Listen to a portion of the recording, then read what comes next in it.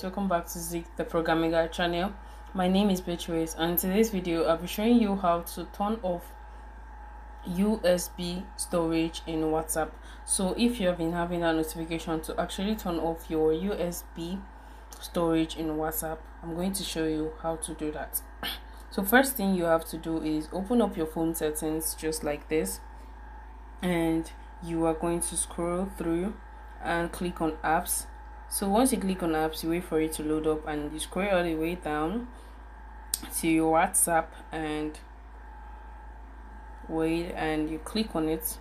So once you click on it, you can see all the permissions right here. So you can see all the ones you allowed. So all you need to do is you need to not allow all of them. So you do not allow constantly for all of them. So once you do that, you can now go to your WhatsApp. Okay, let's do that simultaneously.